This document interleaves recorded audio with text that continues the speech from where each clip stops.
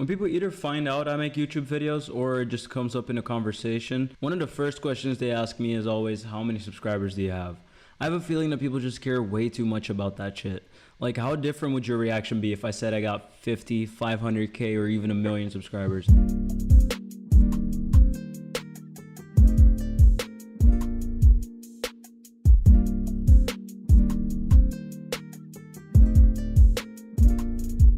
Look, I'm not gonna sit here and act like having a big online presence doesn't make it easier for you to get certain things just because of the fact that you're popular on some social media platform. But if that's your only goal and you don't even like doing the thing you do, is it really worth it? I mean, did you really succeed in life if you got all this fame and all this money, but you don't even like the thing that you're famous for? Whenever people ask me if I want to be famous doing this, or say something like, imagine if you blow up, or like, you're definitely gonna blow up, or some shit like that, I appreciate the motivation and shit, but I mean, I don't really care, to be honest. Because it's not like I'm more excited to make videos now that I almost have 1,000 subscribers compared to back when I only had 10 people watching my Minecraft videos.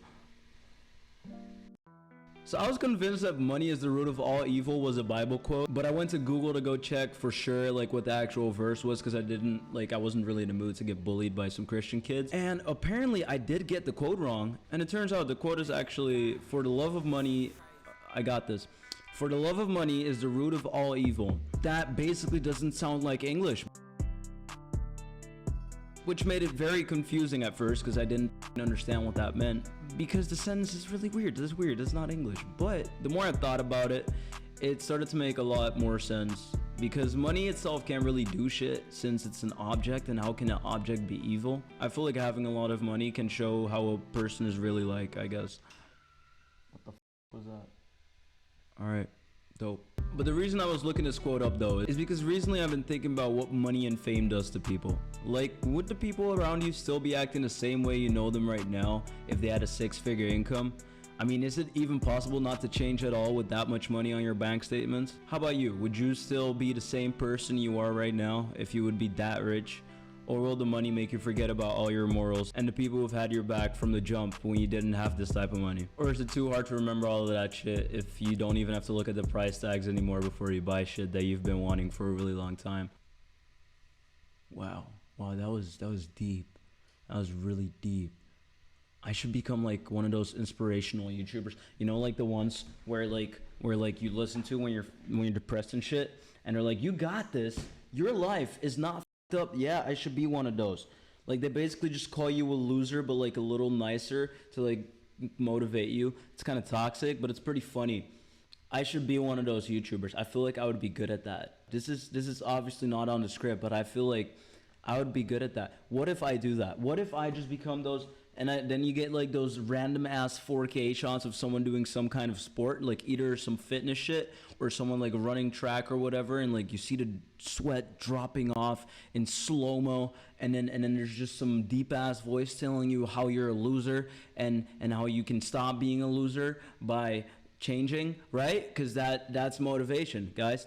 You don't need psychology. You need some dude on the internet to tell you you're a loser, and then you will become a better person. See, I personally don't think any amount of money, power, or fame would make me change the person I am, my morals, or the way I think about just having things. See, I just don't really care about the brand on my shirt or how much money I spend on my outfit in general. Like how many carats of gold my necklace is. Like, bro, this one is like, this is 20 carats, bro. This is actually, nah, this is 24 carats, bro. Like, my mom, she bought me this necklace, but I'm not gonna tell you that because that's not as cool. Why am I getting off the script, bro? The script, I don't know. I lost. Where's my mouse? Hey. I realized a long time ago that having the best things you can possibly afford really doesn't matter that much. I mean, I'm not gonna sit here and act like I wouldn't want a better computer with the newest processor and graphics card in it, but the laptop I work on works perfectly fine, so I don't really need it. And I don't think just because you can afford something better means you necessarily need the better thing if what you have works perfectly fine. And I hope that's how I always keep thinking, no matter how much money I got in the bank account, how many people follow me, stuff like that. You know, like that general box, like stuff in that box, like you got this box, like in there, like I hope that whatever is in that little box doesn't affect how I see stuff. Yes, dope. I'm a genius. I love you, mom. Love you too, dad. But I love you, mom sounds cooler. The rappers say it all the time. I should stop stretching my voiceovers. Love you. Mwah. Love you. Love. Say it. Say it back. Come on, say it back, bro. I just said I love you, bro. You don't. No, I thought this meant something to you. I gotta stop. So I got the video of this idea when I was talking to a friend about future plans. Since you gotta start thinking about what kind of shit you want to do after high school or whatever. He didn't really know what kind of college he wanted to go to. And when he asked me if I do, I told him that I wanted to go to film school, which might change before I actually go to college because, you know, I've had multiple phases where I was like 100% sure I wanted to do something in college and then switch it up later because it got boring. For example, we had the graphic design phase. As some of you guys may know because you know me in real life or you saw the, I think it's called Summer Job Lessons video with my dad, which is a great video, by the way. You should totally watch it after this. My dad is an artist and like he makes paintings, murals, stuff like that, a lot more that I don't feel like listing. But before he did all that, he was a graphic designer, and because of that I had access to like Adobe products and shit since I was pretty young. And when I was like 9 or 10 or whatever, he asked me to like trace some like drawing of a Pokemon, I think it was.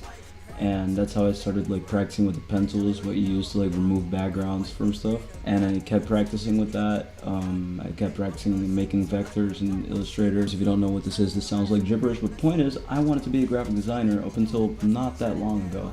And then I decided that I wanted to make a game, and I could use the design part in the game.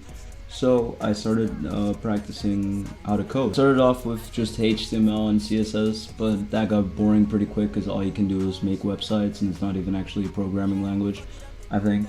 I'm not sure, don't quote me on that. I started off with C#, which is a programming language used to make Unity games. You probably know some of these titles. Some of the famous ones are like Subway Surfers, Temple Run, Sonic Dash, Angry Bird, Genshin Impact, Fall Guys. So you probably get the point. It's a decent programming language, and Unity is very useful to make games. I did that for a while. I made some games, like small games. It was really fun, and I was like very sure that I wanted to go study this, like go study game development. And then I started getting like errors and stuff in my scripts, and since I didn't know how to properly write code, it was super messy, so it was really hard to find the mistakes. And at some point I just got tired and like kind of gave up on that. I had a bunch more of these phases, but I think you get the point of what I'm trying to say. I've been pretty indecisive when it comes to what I want to do in the future, and I feel like making videos is really something I want to keep doing, and I hope I don't change my mind about that before I actually go to college.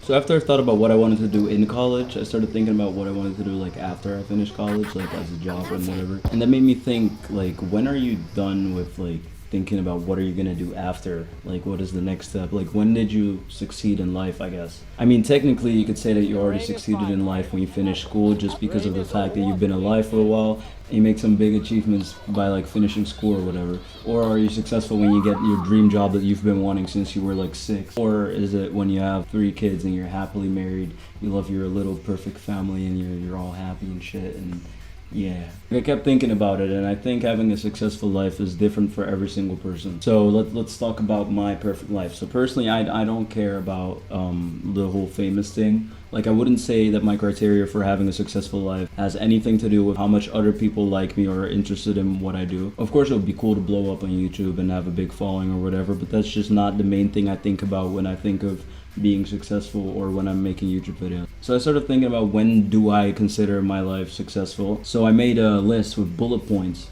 because my brain is too messy, and if I don't use bullet points it won't make sense. So here I got some really dope points. I don't know where they're gonna be, but they're gonna be somewhere on the screen right now. As you might be able to observe, I'm gonna put text next to them and I'm gonna read it. So one of them is being better at being me. And this sounds very inspiring. I could have also said being better at being myself, but I want it to sound kind of trippy, so I didn't. Point is, I want to be good at understanding how I think, being able to handle my emotions, talk to people, understand myself, know myself, that kind of stuff. Yeah, that's one of the points. And the second point that I have is having financial stability. I think that one speaks for itself. I don't want to be rich per se, but if I have to think too much before I want to buy shit that I want to buy, then that's not that cool. So yeah, that's That's what that one means. Third one is making my parents proud. Why? Because they're the reason that I'm on earth. So yeah, it would be cool if they're like happy with what I did or whatever. So yeah, that's a good point. It's in my list. And the next one is that I can do proper kickflips, because right now they're rocket as hell for people that don't skate and don't know what that means. So basically, imagine a rocket, like it goes up. Yeah, that's not what tricks are supposed to do. When you do a skate trick, it's supposed to like level out at some point. My kickflips don't, which I'm kind of being nitpicky because I can't even do them for that long, but still, I want to level them out. Why is this something that makes me successful in life? Don't worry about it. It's important for me. Now, there's way more points, but I didn't feel like listing them, so this is all you're gonna get. Yeah, this is what I would do to consider myself successful, I guess. Yeah, so that's basically everything I wanted to talk about in this video. Make sure to like the video, subscribe if you haven't yet, because you watched all the way to the end of the video, and that probably means you liked it. And if you want to watch more of my videos, make sure to click the video on screen or something. I don't know if it's gonna be there. And let's see. Maybe I'll have 1K subscribers sometime soon. Who knows? I mean, I don't care about